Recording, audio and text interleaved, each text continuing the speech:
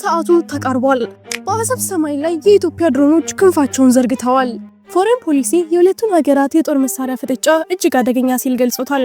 ኤርትራ ታንኮቿንና ጸረ ድሮን መሳሪያዎቿን ወደ ድንበር እያስጠጋች ሲሆን፣ በአዲስ አበባ በኩል ደግሞ የኤርትራ ተቃዋሚዎች ሻዕቢያን ለመገልበጥ ወታደራዊ ክተት አውጀዋል። ኢሳያስ የፈሩት የጦርነት ደመና በአሰብ ላይ እያንዣበበ ነው። የቀይ ባህር ዳርቻ ወደ ቀውስ እየተመለሰ ይሆን? ጉዳዩን በዝርዝር እናስደምጣችኋለን። ወልቃይትና ራያ ላይ እሳት ተለኮሰ። ህወሓት ይፋዊ ከበባ ጀመረ። የሰሜኑ ሰማይ በድጋሚ በባሩድ ጭስ ሊታፈን ተቃርቧል። ወልቃይትና ራያ ላይ ሳይታሰቡ ቀይ መብራቶች በርተዋል። በሰላም ካልሆነ በኃይል አስመልሳለሁ በሚል ለወራት ከፍተኛ የጦር ዝግጅት ሲያደርግ የቆየው ህወሓት ዛሬ ባልተጠበቀ አቅጣጫ ከባዱን እሳት ለኩሷል። ከኮማንዶ እስከ ሮኬት፣ ከታንክ እስከ ድሮን የታጠቀው ይህ ኃይል ዝግጅቴን አጠናቅቄያለሁ ባለማግስት በወልቃይትና ራያ በኩል ይፋዊ ከበባ መጀመሩ ተሰምቷል። ይህም ሌላኛው አበይት ጉዳያችን ነው። በሌላ ዜና ታዋቂዋ ጋዜጠኛ መንግስትን ወረፈች። ዝምታው ይብቃ በሚል ጠንከር ያለ ድምጽ ታዋቂዋ ጋዜጠኛ መቅደስ ደበሳይ ከመቼውም ጊዜ በላይ ስሜታዊ ሆና ብቅ ብላለች። ህዝብን የሚያገለግል መንግስት አለው ልል የተገባ ነው ብዬ አስባለሁ። ከትግራይ ክልል ህጻጽ መጠለያ ጣቢያ የወጣውና አንጀት የሚበላው የረሃብ ምስል መላውን ዓለም እያነጋገረ ባለበት በዚህ ወቅት መቅደስ በኢንስታግራም ገጿ ባስተላለፈችው መልእክት አረ መንግስት የት ነህ ስትል የመንግስትና የሚመለከታቸውን አካላት ዝምታ ክፉኛ ተችታለች። ዝርዝሩን ይዘነዋል፣ ታደምጡታላችሁ። ሰላም ውድ ቤተሰቦች እንደምን አላችሁ? ይህ ዜና ላፍታ ነው። ቪዲዮውን ላይክ በማድረግ ይጀምሩ እያልን ወደ ዝርዝር ዜናዎች አለፍን። የአሰብ ፍጥጫ፣ የኢትዮጵያ ድሮኖችና የኤርትራ ታንኮች ተፋጠጡ። ሰዓቱ ተቃርቧል። በአሰብ ሰማይ ላይ የኢትዮጵያ ድሮኖች ክንፋቸውን ዘርግተዋል። ታዋቂው ፎሬን ፖሊሲ መጽሔት የሁለቱን ሀገራት የጦር መሳሪያ ፍጥጫ እጅግ አደገኛና ፈንጂ የረገጠ ሲል ገልጾታል። በአንድ በኩል ኤርትራ ታንኮቿና ጸረ ድሮን መሳሪያዎቿን ወደ ድንበር እያስጠጋች ሲሆን፣ በሌላ በኩል ደግሞ ከአዲስ አበባ ተነስቶ ሻዕቢያን ለመገልበጥ የቆረጠው ወታደራዊ ኃይል ክተት አውጇል። ኢሳያስ አፈወርቂ የፈሩት የጦርነት ደመና በአሰብ ላይ በዝግታ እያንዣበበ ነው። የቀይ ባህር ዳርቻ ወደማይቀረው ቀውስ እያመራ ይሆን? ሙሉ ዘገባው እንደሚከተለው ይቀርባል። ጸረ ድሮኖችና ታንኮች ወደ አሰብ መጠጋታቸውን ፎሬን ፖሊሲ ዘግቧል። በተመሳሳይ ኤርትራም ወደ አሰብ የጦር መሳሪያዎቿን መትከሏን ዘገባው ጠቁሟል።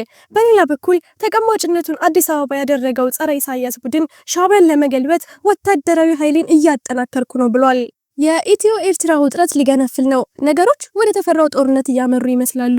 ኢሳያስ የፈሩት የኢትዮጵያ ጦር ወደ አሰብ ተጠግቷል።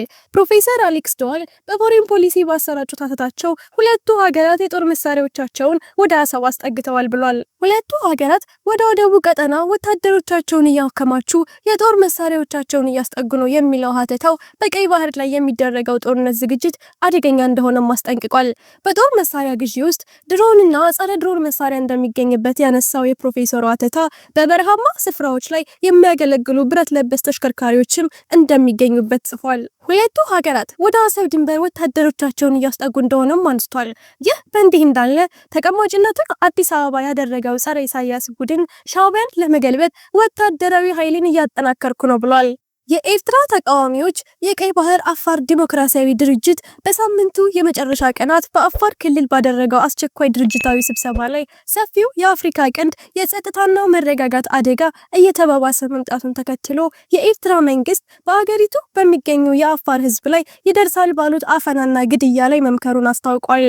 በአስመራ መንግስት ይደርስብናል ያለውን የሰብአዊ መብት ጥሰት ለመቀልበስም ለህዝቡ ህልውና መከበር የሚያደርገውን ትግል የማስቀጠል ጽኑ ፍላጎት መኖሩን አስረድቷል። በወታደራዊና የደህንነት ጉዳዮች አኳያ ህዝቡ ላይ የተደቀነውን የህልውና ስጋት ለመቀልበስ ወታደራዊ ግንባር ማጠናከር አንዱ ግብ ነው ያለው ድርጅቱ ከዚህ አኳያ ለውጊያ መዘጋጀቱን በማዕከላዊ ኮሚቴ እንደተመከረም የቀይ ባህር አፋር ዲሞክራሲያዊ ድርጅት ከፍተኛ አመራር አባልና የፖለቲካ ኃይሎች ምክትል ሊቀመንበር አቶ ያሲን መሐመድ አብደላ ለዶቼ ቬለ ተናግረዋል።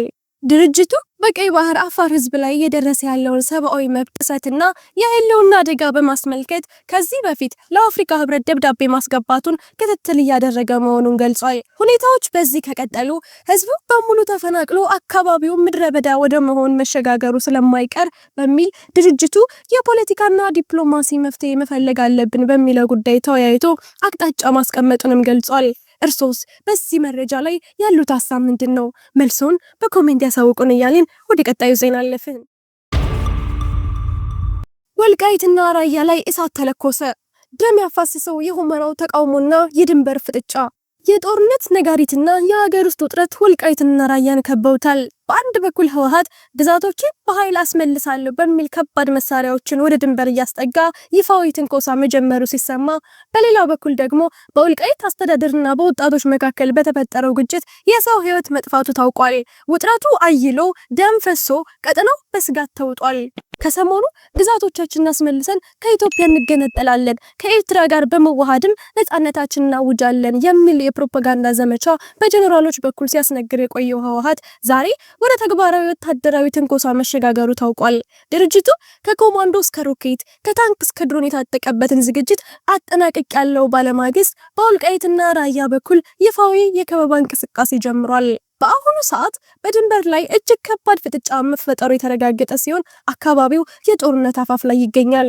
ይህ በእንዲህ እንዳለ በወልቃይት ጠገዴ ሰቲት ሁመራ ዞን ውስጥ በኮሎኔል ደመቀ ዘውዱ የሚመራው አስተዳደርና በወርቅ አውጪ ወጣቶች መካከል በተፈጠረው አለመግባባት የሁለት ወጣቶች ህይወት ማለፉ ተሰምቷል።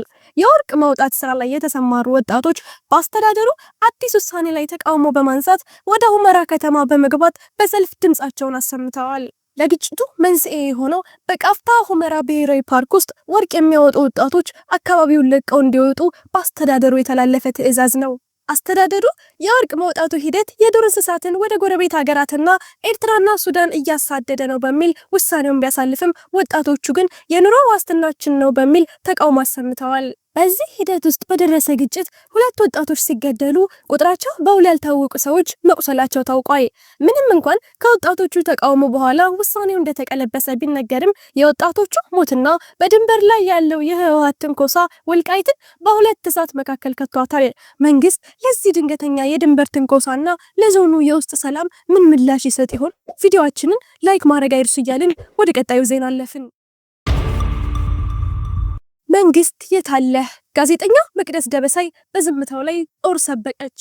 በመቶዎች የሚቆጠሩ ወገኖች በረሃብና በበሽታ እየረገፉ ባሉበት የዓለም ስልጣኔ በገነነበት በዚህ ዘመን ምግብ አተናንሙት የሚለው ጥያቄ የብዙዎችን ህሊና እየረበሸ ይገኛል። ታዋቂዋ ጋዜጠኛ መቅደስ ደበሳይ ይህንን ግፍ በዝምታ መመልከት አልቻለችም። በመንግስትና በሃይማኖት ተቋማት ዝምታ ክፉኛ የተቆጣችው ጋዜጠኛዋ በቁጭትና በእንባ የታጀበ ጥሪዋን ለዓለም አሰምታለች። ታዋቂዋ ጋዜጠኛ መቅደስ ደበሳይ በኢንስታግራም ገጿ ባሰራጨችው ስሜት ቀስቃሽ የቪዲዮ መልእክት በኢትዮጵያ በተለያዩ አካባቢዎች በተለይም በትግራይ ክልል በረሃብና በድርቅ ለሚሰቃዩ ወገኖች አስቸኳይ የድረሱልን ጥሪ አቀርባለች።